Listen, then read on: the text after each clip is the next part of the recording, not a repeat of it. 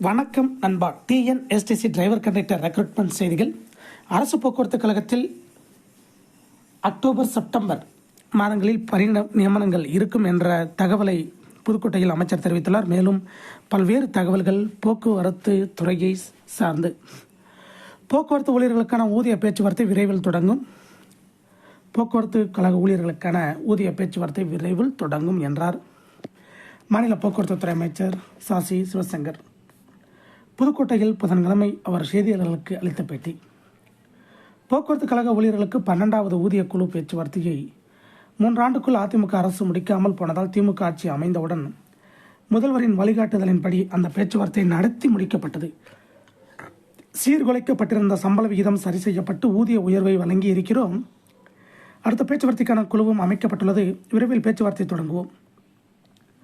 ஒடிசா மாநிலத்தில் 400 அரசு பேருந்துகள் தான் இயக்கப்படுகின்றன. அதில் அனைவருமே தனியார் ஒப்பந்த ஓட்டுநர் மற்றும் நடத்துனர்கள் தான். நாம் அவ்வாறு செய்யவில்லை. மக்களவை தேர்தலுக்கு முன்பு 685 பேர் நியமிக்கப்பட்டனர். புதிதாக பணி நியமனம் செய்யப்படும் வரை இடைக்காலத்துக்காக அவுட்சோர்சிங் முறையில் நியமிக்கப்படுகின்றனர். செப்டம்பர் அக்டோபர் மாதத்தில் புதிதாக ஆள் எடுக்கும் பணி நடைபெறும். அதுவரை இனி அவுட்சோர்சிங் முறை பயன்படுத்தப்படும். அதிமுக ஆட்சியில் ஓய்வூதியம் அகவிலைப்படியை நிறுத்தினார்கள். இப்போது அவர்களே கொடுக்க வேண்டும் என கேட்கிறார்கள். இடைப்பட்ட காலத்துக்கு கொடுக்க வேண்டுமா என்பது குறித்து வழக்கு நீதிமன்றத்தில் உள்ளது.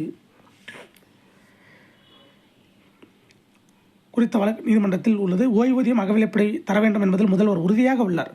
சென்னையில் மினி பேருந்துகளை இயக்குவது குறித்து கருத்து கேட்பு கூட்டம் முடிந்துள்ளது. அதன்படி சில மாற்றங்கள் செய்யப்பட்டு முதல்வரின் அனுமதி பெற்று புதிய கொள்கை அறிவிக்கப்படும். புதிய வழித்தடங்களும் வரும். அரசு போக்குவரத்து கழகத்தில் 20,000 பேருந்துகள் உள்ளன. பழுது ஏற்படுவது தவிர்க்க முடியாதது. சரிபார்ப்பு பணிகளும் நடைபெறுகின்றன. வழியில் பிரச்சனை இல்லாமல் ஓட்டுவதற்கான அறிவுரைகள் வழங்கப்பட்டுள்ளன என்றார் அமைச்சர் சிவசங்கர். மேலும் புதுக்கோட்டையில் 13 பேருந்துகளை இயக்கி வைப்பு. புதுக்கோட்டை மாவட்டத்தில் 10 புறநகர பேருந்துகளும் 3 நகர பேருந்துகளும் புதிய பேருந்துகளாக மாற்றி புதன்கிழமை இயக்கி வைக்கப்பட்டன. புதுக்கோட்டை புதிய பேருந்து நிலையத்தில் நடைபெற்ற நிகழ்ச்சியில் மாநில போக்குவரத்துத்துறை அமைச்சர் எஸ் சிவசங்கர், மாநில சட்டத்துறை அமைச்சர் எஸ் ரகுபதி, மாநில சுற்றுச்சூழல் துறை அமைச்சர் சி.வி. மெய்யநாதன் ஆகியோர் கலந்து கொண்டு கொடியசைத்து தொடங்கி வைத்தனர். நிகழ்ச்சிக்கு மாவட்ட ஆட்சியர் மு. அருணா தலைமை வகித்தார். சட்டப்பேரவை உறுப்பினர் ஒய். முத்துராஜா உள்ளிட்டோர் இதில் கலந்து கொண்டனர்.